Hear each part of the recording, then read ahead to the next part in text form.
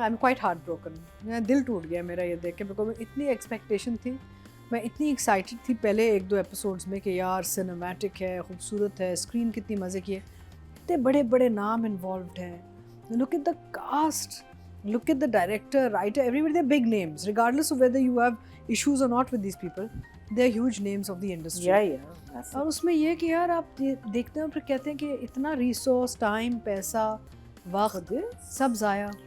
लेकिन चले ये सब चीज़ें हमने डिस्कस कर ली, जो लास्ट तक हुआ हमने डिस्कस कर ली, लेकिन अगर सिर्फ इन पर्टिकुलर इन 2 एपिसोड को देखा जाए, क्योंकि इतना ड्रामा था और सिचुएशन मुझे तो बड़ी इंटरेस्टिंग लग रही थी कि इतना सब कुछ. नहीं देखें, कहानी आगे नहीं बढ़ रही मुकर्रम. इसमें तो बड़ी है. कहाँ बढ़ रही है? वो मंटो अब धरना दे रहा है, वो थ्रू आउट वही कहता रहा है, वो उसी क्लासरूम में गया है, उसी क्लासरूम में हम नहीं पढ़ेंगे आपसे. क्लासरूम में भी वही हो रहा है, लेकिन मंटो की जिंदगी में वही हो रहा है. दरमियान में सुलह होने लगी है, वो उधर वो हजरत को अपने बाप को माफ, अपने बाप का खून माफ. This is all very superficial. The main track which is Manto and mammal, main track तो आपका मंटो और मेमल, वो तो मुझे बिल्कुल साइड ट्रैक लगता है. नहीं तो वो मेरा मतलब है कि आप देखें ना, हजरत इज मोर हीरो देन, ज्यादा हीरो है. पूरा खानदान खड़ा है आउटसाइड. जब वो कुर्सी लगा के बैठ जाता है, पूरा खानदान खड़ा है उधर, ये ड्रामा देख रहा है. नौकर चाकर, गार्ड्स, बाप, फुप्पो, माँ, सब खड़े हैं और चुपचाप मंटो को देख रहे हैं. और मिस मारिया आ रही है उनको वापस ले जाने के लिए ना साथ. कि व्हाट इज दिस यार, and what century are we living in? I mean what's, किस सदी की बात हो रही है? एंड ये एक बाप जो इतना गैरतमंद बाप है और जो यानी कि खूनख्वार, यानी कि मर्डर्स किए हुए, इसने अपने हाथों से लोगों को मारा हुआ है. आप समझते हैं कि वो ये इजाज़त देगा कि मंटो ये तमाशा सबके सामने करे? इतना बड़ा तमाशा. तो it's very odd, and I think in direction also it's gone of track completely. I am really heart broken, because आप कास्ट देख लो यार, और मेहनत देखें कास्ट ने कितनी की है, एक्टर्स ने मेहनत कितनी की होगी इस प्रोजेक्ट में. अब जुमले तो उन्होंने नहीं लिखे, डायरेक्शन तो वो नहीं कर रहे, but I mean it's just such a pity, and expectation is so high when you are coming out into the market with a project like this, जिसकी काफ़ी महीनों से हाइप बनी हुई है. बाय द वे, मंटो आएगा, मैं मंटो नहीं हूँ आएगा. एक हाइप भी बिल्डअप, मार्केटिंग बिल्डअप, सब कुछ बिल्डअप था ना. हुमायूं सईद जो बड़ी स्क्रीन का एक सुपरस्टार है, उसका सीरियल आएगा.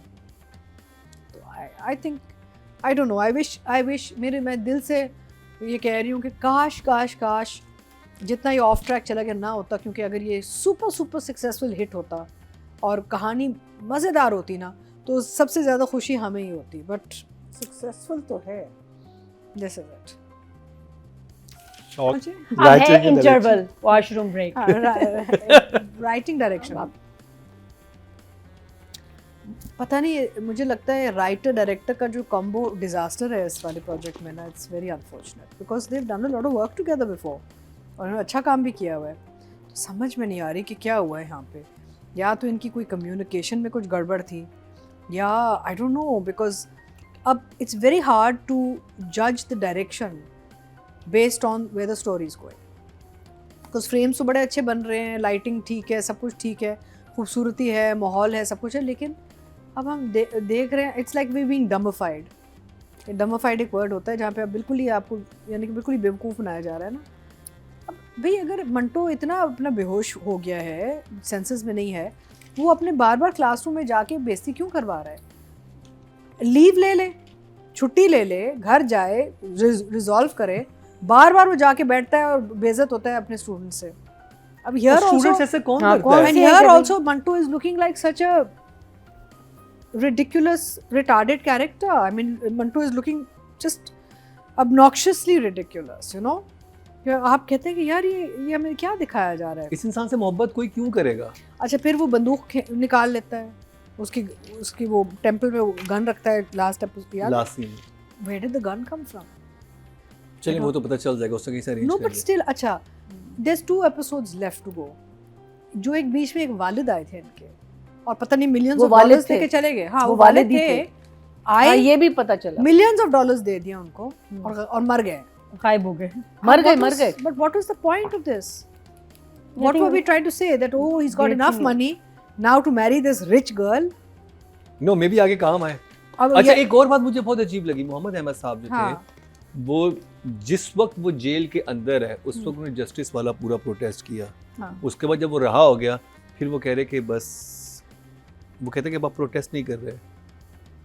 अभी देखते हैं ना आगे 2 मतलब वो एपिसोड कुछ रह गए। ट्विस्टेड सी बात थी कि नहीं, या वो बात तो खत्म हो गई है या तो वो सीन उस वक्त आता जब वो बाहर रहा हो के आ गया है ना, वो तो लगता है कि पर हाथ रहे- लास्ट एपिसोड आ गया जस्टिफाइंग कि Ifra is still being talked about, है ना, he got away with this murder basically.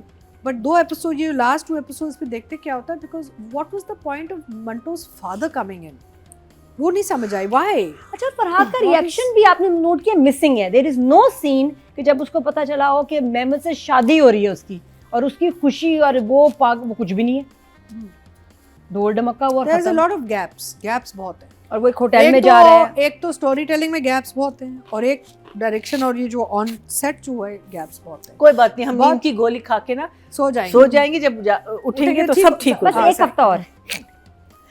But I'm really saddened. I really am. I was expecting so much more, and I was so excited. जो opening shot था आपके पहले episode का, इतना खूबसूरत opening shot था, उससे मैंने कहा वाओ, ये you know ठीक है जी, आपने नोटिस किया आपको शॉट्स भी नहीं बन रहे खूबसूरत, नहीं बन कोई रहे। ट्रीटमेंट नहीं, अब तो कैमरा वही हो रहा है, बिल्कुल ड्राइंग stand पे आ गया अब। ड्राइंग रूम में बिठा के बातें की जा रही अब तो पैन जूम खत्म।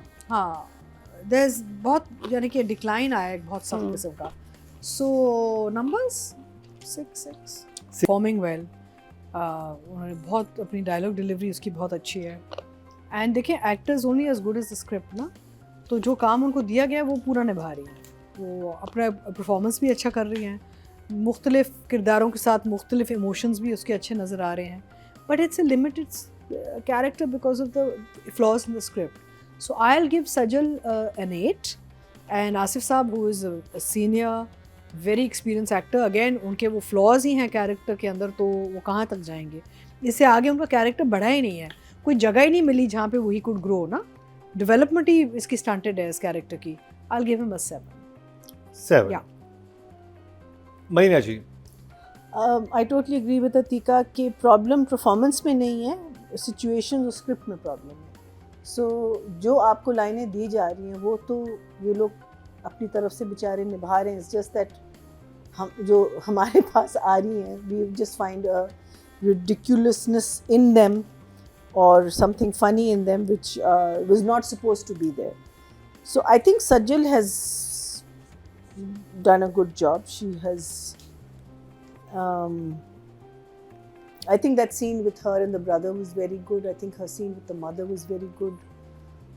बाप के साथ भी जब वो कहती है कि मैं you know like मुश्किल लाइनें होती, मैं पता नहीं मेरी तो हंसी छूट जाती, मैंने हंसी, खैर मैं तो डर के मारे भाग जाती. I'll give her a 8.5 even. I think she's 8.5 for Sajal for sure. Asif का सीन कम आए हैं, लेकिन जब आए हैं तो obviously he's done in the sense के performance margin की अगर हम बात कर लें, otherwise it's a straightforward scene, there's nothing unusual about it. So Asif is 7.5. I'll give him 7.5. 7.5. और ठीक से चलते हैं जी, टोटल वोट कास्ट हुए फीमेल कैटेगरी में 20,583 और सज्जल अली के हिस्से में मैं मंटो नहीं उससे आए हैं 3,241, 16% बनते हैं 1.6 इनको मिले हैं. और अगर बात की जाए मेल कैटेगरी की, टोटल वोट कास्ट हुए 20,710 और आसिफ रज़ा मीर के हिस्से में आए हैं 884, 4% बनते हैं 0.4 इनको मिले हैं. तो जी मंटो अपने ख़िताम की तरफ जा रहा है. शुक्र है, शुक्र. हाँ, Next week is last. I think या तो ये लास्ट 4 एपिसोड रह गई हैं, 2 रह गई हैं, ऐसे नहीं, कुछ 2 रह दो रह गए. गए. सेकंड लास्ट एपिसोड का प्रोमो आ गया ना. अच्छा आ गया. Next week is the last week. तो जी मैं मंटो होगा लास्ट, मतलब नेक्स्ट वीक हम लास्ट रिव्यू करेंगे. ओहो तो नादिया तो बहुत मिस करेंगी.